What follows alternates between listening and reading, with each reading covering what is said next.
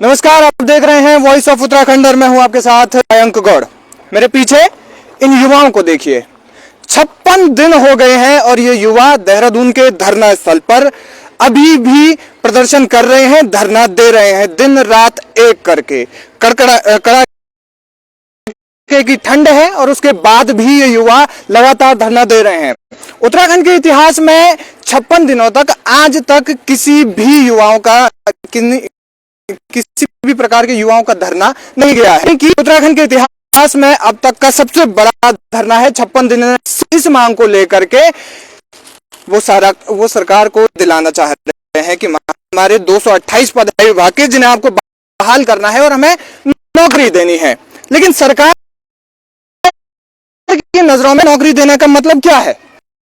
सरकार की नजरों में काबिलियत कोई मायने नहीं रखता। सरकार की नजरों में या तो अगर आपको नौकरी चाहिए तो आप हाकम सिंह के रिश्तेदार होने चाहिए, या तो आपकी कैबिनेट की पहुंच होनी चाहिए, फिर आपके चचा जो है विधायक होने चाहिए, तभी आपको नौकरी मिलेगी। और अगर ये जो मानदंड है ये उत्तराखंड में फिलहाल भर्तियों में नौकरी के तय किए गए हैं।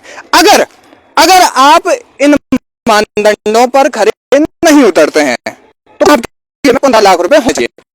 इन युवाओं को काबिलियत है, सब कुछ 4 पेपर पास कर चुके हैं, इंटरव्यू की तैयारी भी कर रहे हैं, लेकिन उसके बावजूद भी इन्हें नौकरी नहीं मिल रही है। सिंचाई विभाग के 228 पद निरस्त कर दिए गए हैं। बॉबी पवार लंबे समय से इन्हें धन दे रहे हैं। बॉबी जी, क्या कहना चाहते हैं? 56 दिन हो चुके हैं, बहुत एक लंबा समय होता है। उसके बाद में आप इस प्रकार से दिन यहाँ पर युवा ठंड में पड़े हुए हैं, तो क्या आप कहना चाहते हैं? देखिए, कहना ये है कि ये सरकारी की नाकामी को प्रकार से सड़कों पर है, युवा यहाँ धरने पर बैठा हुआ है और उनकी सुध नहीं ली जा रही, संज्ञान लिया रहा है। सबसे बड़ी बात यह है कि अखबारों के माध्यम से, टीवी चैनल के माध्यम से सबसे बड़े दावे कर रही है कि हम 20,000 पद भरेंगे, पर 20,030 पदों में वो 228 दिया आपने आयोग को भेजा था और बाद में इसी सिंचाई विभाग का 360 नंबर का पेपर करवा के आपने इन पदों को शून्य कर दिया। तो ये 20,000 30,000 में नहीं है। सबसे बड़ा सवाल ये है, युवा मुख्यमंत्री इस प्रदेश के अपने आप को बता रहे हैं कि हिमाचल के चुनाव में भी गए थे, अभी गुजरात के चुनाव में भी जा रहे हैं और अपने आप को वहां पर एक तरीके से प्रोजेक्ट जो वो कर रहे हैं, उसमें मैं कहना चाहूंगा कि कह रहे हैं कि युवा मुख्यमंत्री है। हम कहते हैं कि युवा मुख्यमंत्री है, युवा पर्दे से, पर जब युवाओं का ही ये बुरा हाल हो तो इस युवा का हम करें क्या? और बड़े बड़े जो आपके मंत्री है सेंटर में बैठे हुए, उनसे आप अपने वाहवाही करवाते हो धाकड़ धाकड़ कहकर। धाकड़ का क्या मतलब? धाकड़ को अगर परिभाषित किया जाए तो धाकड़ तो वो है जो युवाओं के सामने ऐसी परिस्थिति आने न दे। परंतु आपके संज्ञान में 13 जिलों में जब जब आपके जहां भी कार्यक्रम होंगे, जिस भी जिले में कार्यक्रम, जिस ब्लॉक में कार्यक्रम लगे होंगे, वहां वहां आपके संज्ञान में इन सभी युवाओं ने आपके संज्ञान में इस मुद्दे को लाया है। अब की चंपावत की मैं बात करूं तो वहां भी आपके संज्ञान में लाया है और आप उनको ये कहकर टाल देते हैं कि हमारे मामला संज्ञान में है। अगर मामला संज्ञान में तो उस पर कार्रवाई कब होगी? सबसे बड़ा सवाल यह है। कैबिनेट में प्रस्ताव पारित होते हैं, सरकार इन पदों को यह कहकर निरस्त करती है कि हमारा खजाना खाली हो चुका है, लेकिन सरकार के पास यमुना कॉलोनी में, यमुनापुरी जो कॉलोनी है उसको तोड़ करके मल्टी बिल्डिंग के लिए तमाम खर्चे हैं।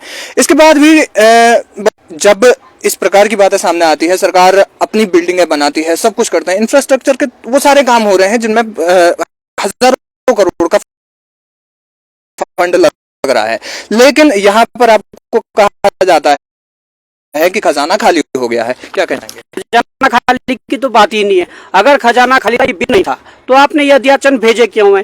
क्या आपने वोट बैंक बटोरने के लिए या वो चुनावी फायदा लेने के लिए सब थे? और अगर आपने वास्तव में चुनाव जीतने के लिए हथकंडे अपनाए तो बड़ा ही दुर्भाग्य है। आप इतने नीचे गिर सकते हो, आपका स्तर ये गिरने का हो सकता है। आप अपने इन भोले भाले युवाओं को जो बैठकर उनको क्या किया कि तुम्हारे पास ये पद है, तुम आज उन्होंने तैयारी करी, उन्होंने कोई कसर नहीं छोड़ी, 4 के आज इंटरव्यू के लिए स्थान बनाया और आपने इनके साथ ऐसा विश्वासघात तो बड़ा दुर्भाग्य है। वित्त की बात करूं तो आप देखा मैं कैसा की नौकरियां की तरह बांटी है, और भी हमारे मामले संज्ञान में भी आए कि जैसे पर अपने गलत तरीके से नियुक्तियां दी है, वो वित्त कहां से आ रहा है? आप कह रहे हैं कि हमारे पास ये जो गाड़ियां हैं जो एक एक डेढ़ साल भी नहीं हुआ है, वो अब हमारे काम की नहीं, हम नई गाड़ियां लेंगे। तो ये वित्त आ से रहा है, और जहां पर जो वित्त इन युवाओं पर खर्च होना है और ये युवा अपनी सेवाएं प्रदेश को बेहतर बनाने के लिए आगे देंगे। आप तो देख सकते हैं कि जमरानी जो डैम है वो भी सिंचाई विभाग को मिल चुका है, और ये पद तो पहले के थे, अब और भी पद वहां पर सृजित होने थे, क्योंकि आरटीआई के जवाब में भी मांगा था तो वहां 351 पद खाली है जमरानी डैम मिलने से पहले, अब वहां भी जरूरत होगी। तो जब आपके पास पद है, सब कुछ हैं, और आपके पास योग्य उम्मीदवार है, सबसे बड़ी बात है, जिन्होंने पेपर फाइट करके जो इंटरव्यू के लिए स्थान बनाया है, उनको आप नौकरी देने में परहेज क्यों कर रहे हैं? सबसे बड़ी बात यह है। और आप बड़े बड़े दावे कर रहे हैं, दावे सारे खोखले हैं। मैं कह देना चाहता हूं कि यदि इन पर संज्ञान नहीं लिया गया तो ये बात आप कान खोल कर सुन लीजिए, ये देख लीजिए धामी जी या उत्तराखंड सरकार जो प्रचंड बहुमत की सरकार है, जो अपने आप को डबल इंजन की सरकार कहती है, ये युवा जाते जाते आपके ताबूत में आखिरी कील कर जाएंगे, ये दावे के साथ हम कह सकते हैं। कितनी कमाल की बात है कि सरकार युवा की है, मुख्यमंत्री युवा है, चुनाव के टाइम पे युवाओं का साथ सबसे ज्यादा चाहिए, लेकिन ये सरकार युवाओं के लिए नहीं है। मनोज जी क्या कहना चाहते हैं? एक तरफ तो धामी जी 30,000 पद निकालेंगे, 20,000 पद निकालेंगे, तो हम सिर्फ इतना पूछना चाहते हैं उन 30,000 पदों में क्या 228 पद नहीं है? या फिर नहीं है तो साफ बोल दीजिए, हमें गुमराह नहीं कीजिए।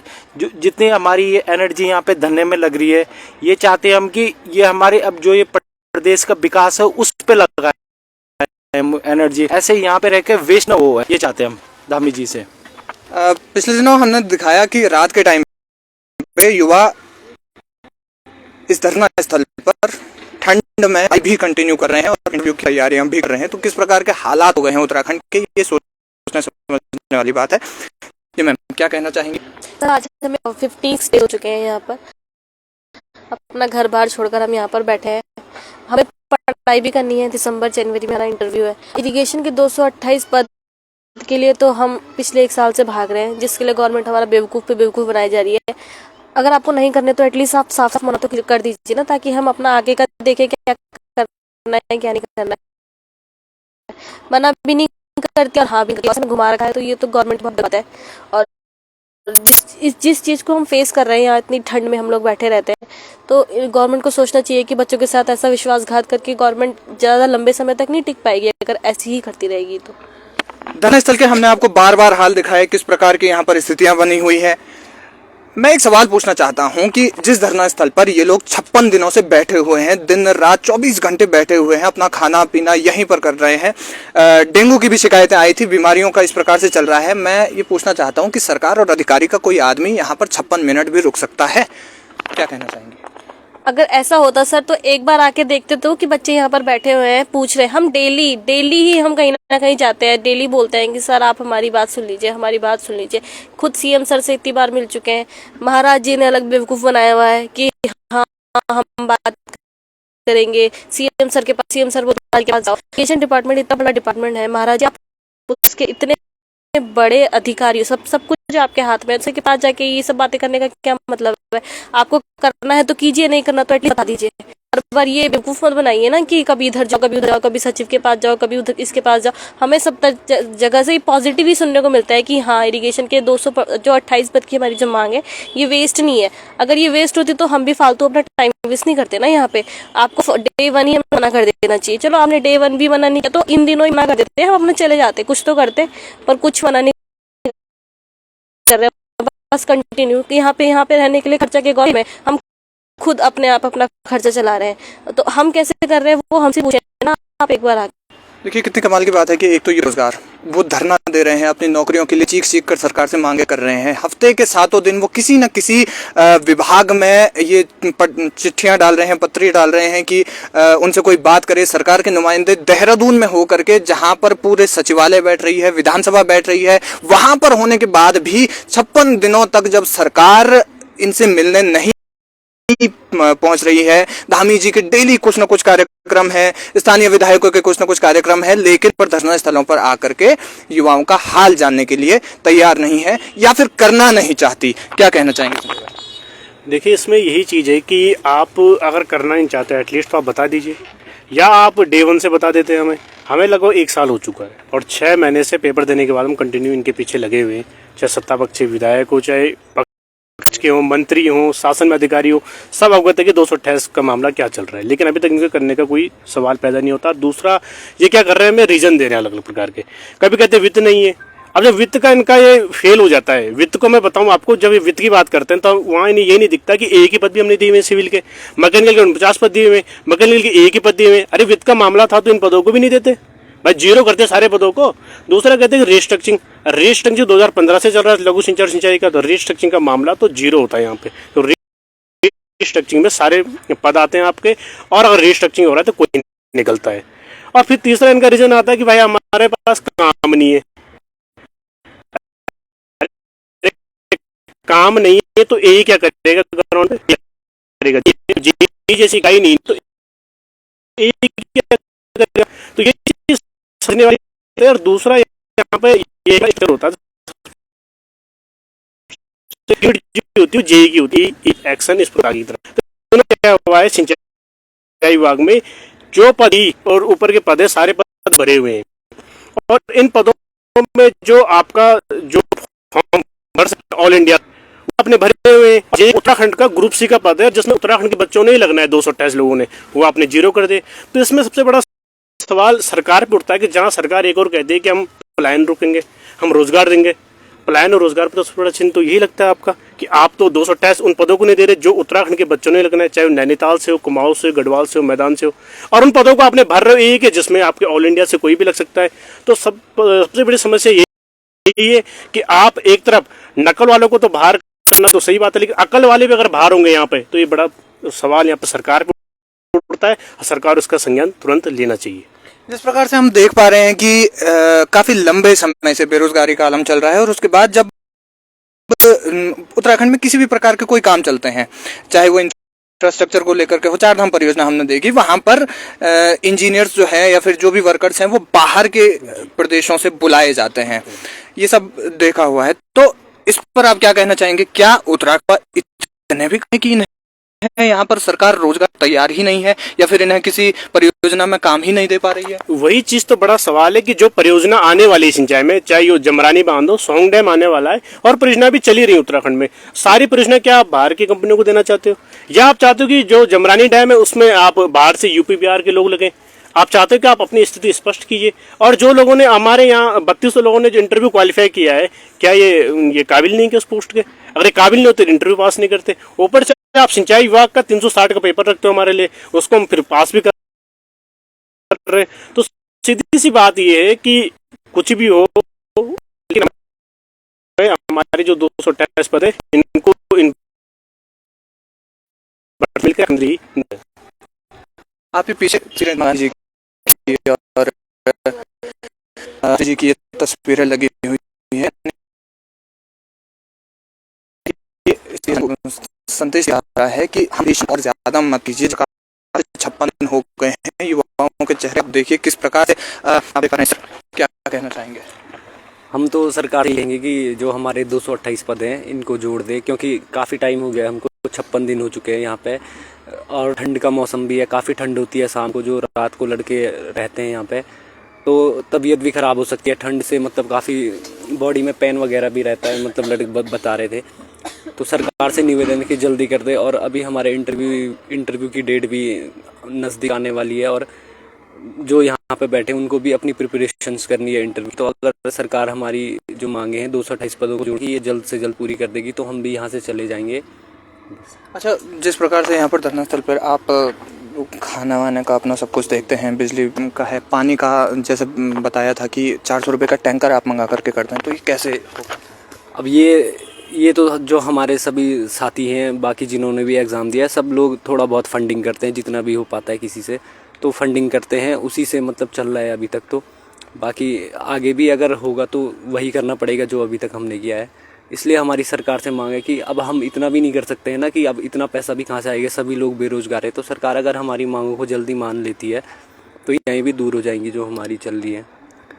इस प्रकार से आप ये देखिए कि युवाओं के साथ में क्या हो रहा है। यहाँ पर देखिए बिल्कुल मिट्टी हो रही है, धूल उठ रही है। उसके बाद से वॉशरूम्स के आपने हाल देखे पिछले दिनों, खाने पीने का खुद चला रहे हैं, युवा बेरोजगार हैं और उसके बाद भी सिर्फ ये मांगों के लिए कि हमें हमारे 228 पद हैं वो दे दीजिए, लेकिन सरकार देने के लिए तैयार नहीं है, बल्कि सरकार उन्हें दे रही है जो कैबिनेट मंत्रियों तक जिनकी पहुंच है, क्योंकि बैकडोर से एंट्री वहीं से होनी है। या फिर आप 15 लाख रुपए दे दीजिए, आपको नौकरी मिलेगी बहुत आराम से, क्योंकि और फिर उसके बाद आपके अंदर कितनी भी काबिलियत हो, इन युवाओं के जैसे ओवर क्वालिफाइड आप क्यों ना हो, 4 पेपर आपने निकाले हो, उसके बाद भी उस काबिलियत का कोई मोल नहीं रह जाता। बॉबी जी, अगला कदम आपका क्या होगा इस पर? नहीं, देखिए अगला कदम क्या है। युवा जो है वो संघर्षरत है और युवा का सब्र ना टूटे, इसके लिए सरकार को जल्दी संज्ञान चाहिए।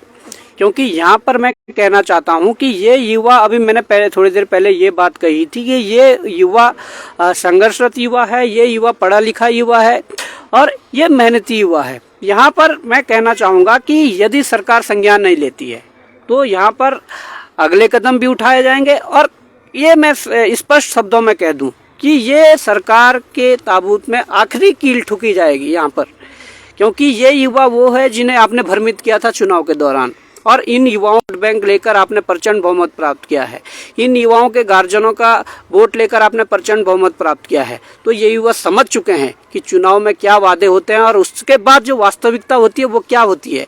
ये युवा उस दर्द से गुजर रहे हैं और मुझे उम्मीद है कि ये युवा वास्तव में सरकार के सामने खड़े रहकर अपनी जो ये अधिकारों की जो मांग कर रहे हैं ये मांगेंगे, और अगर सरकार नहीं देती है तो शायद छीन के भी लेना पड़े तो छीन के भी लेंगे।